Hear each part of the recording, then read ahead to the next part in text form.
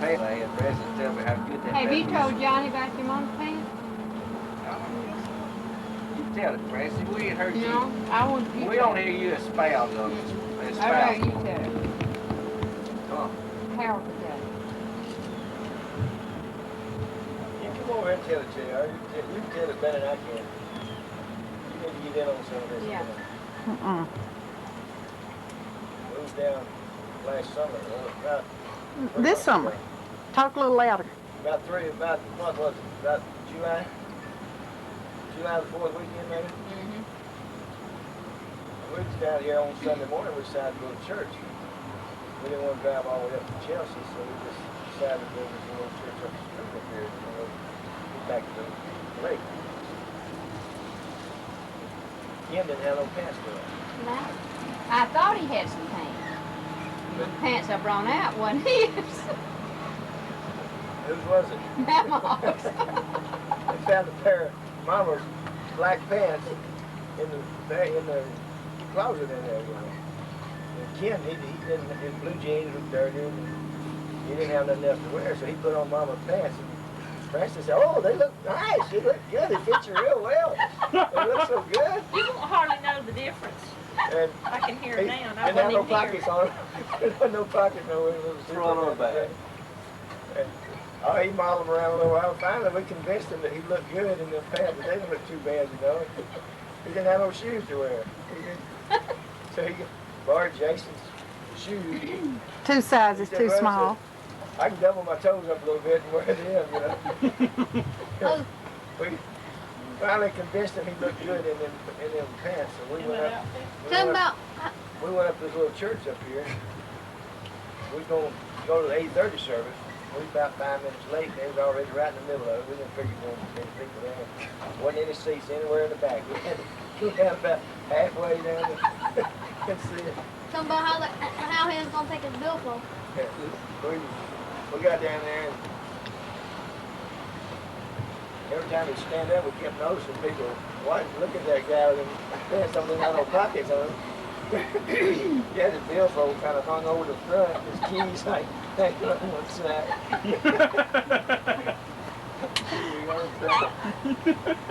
So, thing about it, after, as soon as the service was over, he looked down, there was the vice president of the bank sitting down there on the second row from the front.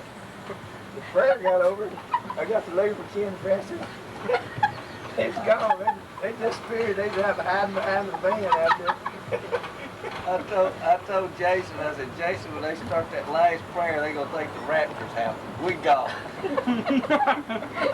Show him how when he kept asking for visitors. Yeah, when they got time to introduce visitors, he wanted to know if there's any visitors on this side. And he come right, He just right knew where it. we was Knew at, he Harold pointed was right going- at me and said, is there any visitors here in the center section? Just looked at me. Ain't nobody said nothing yet. So he did it again. Is there any visitors here in the center section? I looked around, see if there was anybody. We ain't said nothing yet. And I guess he figured that so anybody wearing them kind of pants, he might not want to introduce them anyway. I don't know. When we got there, Ken said, well, they were standing up, and he said, well, maybe we won't have to sit, we can just sit down, and they won't have to stand up anymore, and they won't notice they don't have any pockets. And they said, let's stand up and sing the Doc Sergeant. And he said, oh, no. Well, he could do that time. Yeah. We got Would you back like to home. go model them, Ken, and show them what they look like? At least he went on to church. We got back home, and then Francis said, Ken, I can't believe you Yeah, I wore them can't pants believe like you wore them pants. And she said how beautiful he looked before we went up there. I can't Oh, believe they you don't did look that bad. Well, one thing they tried was for Ken to keep on his mom's black pants and Harold wear his suit pants and Ken wear the coat. But that didn't look too good. She's talking. She's talking on it. He's hearing it. Well, the suit coat didn't look too good with those pants.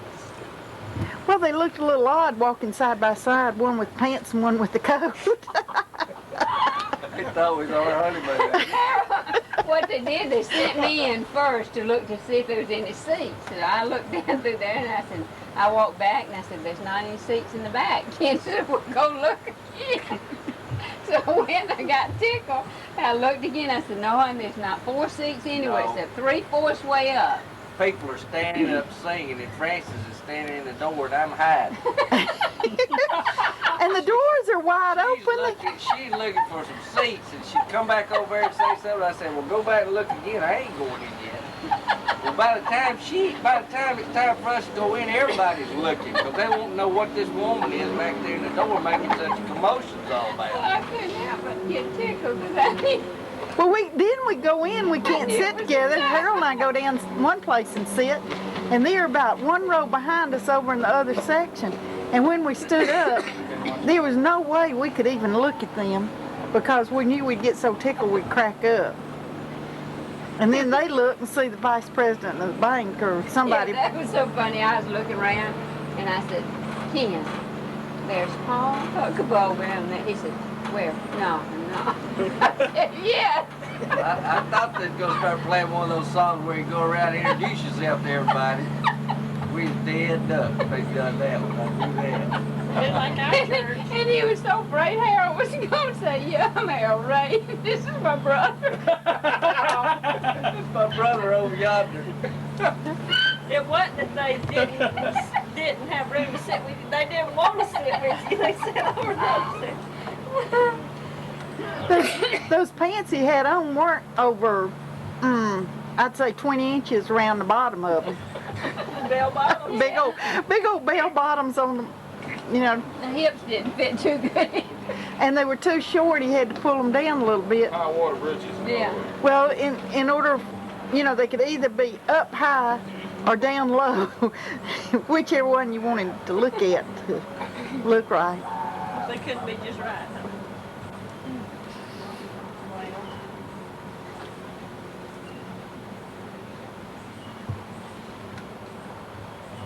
Huh? Janet gave Ernie a copy of the tape. Said he watched part of it, but he got to do it. Did he? Down here? But they did it this afternoon. Uh-huh. And said he got to boohoo, and she told him, Dad, let's watch. I'll come over and we'll watch the rest of it together. But she said, I bet he'd get turns it on tonight. Uh-huh. Well, there was only the one shot there at the first of Mildred. And they may call Lily. She was just got out of a crazy house. Who was this, Johnny? I don't remember what her name was, but They said that she was Corner tall and lot. When you feathered. turn on to Cedar Street, she called that the Garden of Eden. Is that? I remember tall and that. feathered one time? Yeah. Really? They said that, She didn't taught they? her feather herself. stood up in Mama's Sunday school class and she didn't know her man tile cat, never had seen her before. Mama was up there doing her best to try to teach a lesson. She stood up in the middle of Mama's class and says, ma'am, I think you need to get your mind on your lesson, teach it better, and get it off of what it is you got fixed for lunch, or fixing for lunch. And Mama sort of stood there sort of dumbfounded, couldn't figure out what to say next. And then she said another thing or two, and then she sat down. And Mama was just plumb dumbfounded, didn't know hardly what to say or what to do or nothing else. And said that when it was all over with, some of them come up to her and told her, says, Inez, don't worry about that. Said she's been in the same asylum. Said she didn't know what she was doing or what she was saying on. She planned to be a missionary off with some foreign country somewhere and just got back and all that kind of stuff. Right? But it had Mama scared half to death. But, I was scared to walk past that house on the tales they told about that But place. they said that she honestly was out in the front yard in a brassiere and a pair of panties with a butcher knife chopping grass. They found She her. is awful. She come out of school, she talked to herself all the time. She did, over there, just like she was in a conversation. Yeah. We said to her, hey, little baby, hey, wait, yeah. Her last name was Hawkins. I thought it was Caldwell. I think it was Hawkins. She had a cousin, I believe, named Charlotte.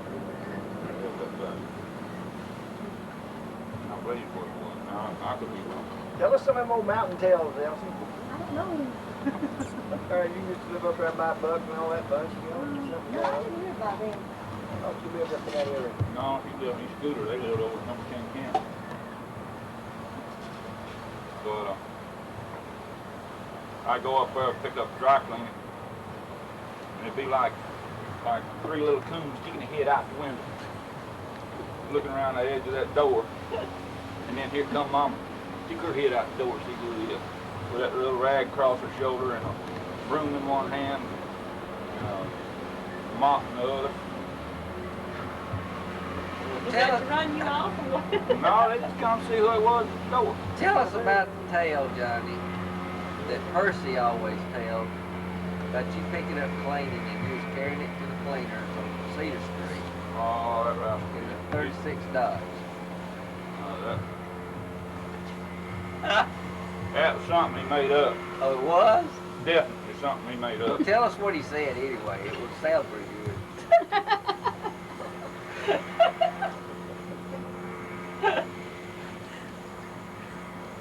There wasn't nothing to it. Well, you want me to tell it? But a big old lie. Well, tell I it had anyway. I had more than 35 cents worth of cleaning in there. I had at least 40 cents. But did And you? I didn't go around that curve so fast. I made that woman jump that ditch. Well, I thought he said you burned $2 worth of rubber off your tires, carried 40 cents worth of cleaning to the cleaners. Well, he said that too.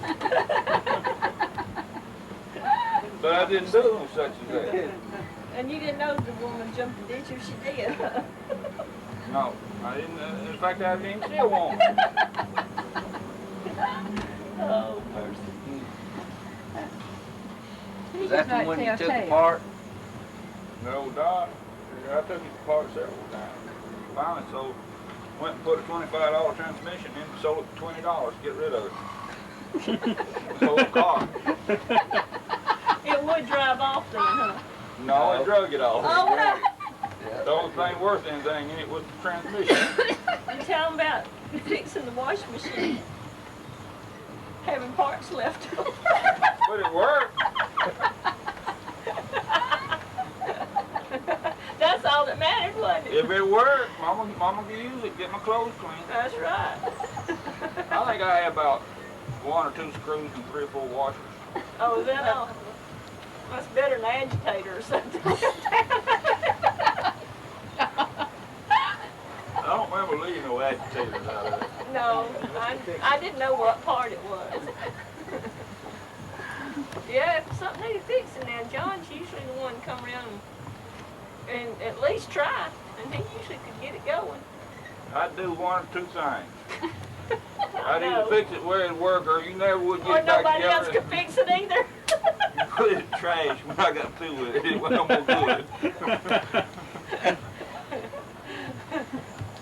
Oh, man. This little part right here needs to come out of there. Pop!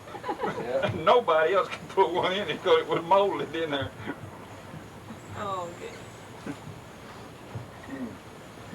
I couldn't break the part off in there and you couldn't find one in 50 miles of place to put another one in. Never did tell about Dad going hunting up there with that prepared. Tell it. I wasn't with y'all. Y'all telling me Well, about who it. was there? Must have been. You was with us. You know, Larkin's Field. Okay, I was with you, Dad. We was walking through the field and Dad saw these pears up there. Man, he said, boy, them pears look good. Reached up there and got a pear and took a bite of it. I think he went 5 steps before he had to drop his drawers. He just messed his stomach up. He took his shorts off and used his shorts to clean himself up. What about another 50 yards or less? Didn't have nothing to clean up with that time. That's what he said he should have done. He said he should have dropped his drawers before he ever took the first bite. That's what he said. That's the only thing I did wrong. I didn't drop my drawers before I took the first bite. Talking about biting, I you know that dog. That's the little Chihuahua dog or whatever it was. That fiddly store. We stopped to eat dinner after we'd hunted all morning. I had a bologna sandwich. Well, I'd eat that sandwich. Here's this little scrawny dog. He come around there just sniffing around like he about to start to death. And ate the mud. That dog sniffed, kept looking around. I thought he was going to drop dead. He looked poor. I tore off a piece of that bologna and throwed it to him. He sniffed of it and walked off. A few minutes, he come back over there and squatted on it. Just went all over it. Then I said, God, what is this I mean? The dog wouldn't even eat it, come over and went on it. Them guys laughed at me and said, God, I wouldn't eat that sandwich. Old dog come back and ate it after a while, but God. Yeah, like That's a fact, I guarantee you. I thought that must have been rotten eating the dog wouldn't eat it. That's when they had the bear that bit somebody and had to kill it. Black bear. He had a crown hog, I believe it was. That stayed in there, slept in the chair.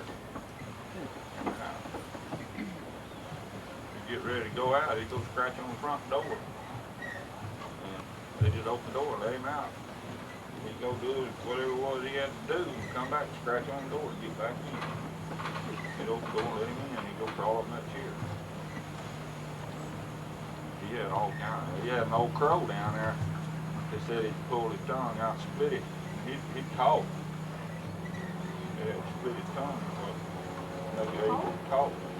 So that was his crow cough. I never did see it. Never did hear it. He'd get out and call him, gave him the name and all that. He'd get out and call him, he'd come in. Hawk. No, crow. Well, Dad used to tell about that old cat they used to have. Trying to house train him. He stuck his nose in it a few times in there and showed him where the box was. One day he heard a scratching on the door and the cat was outside trying to get back into that sandbox. Grandma Ray did that. Rubbed that cat's nose in it. Cat was tearing the door down to get to the bathroom. Well, we're gonna have to go. I'm gonna go to the grocery store and get things put in one of Hubbard's cupboard. That's right. Y'all working tomorrow?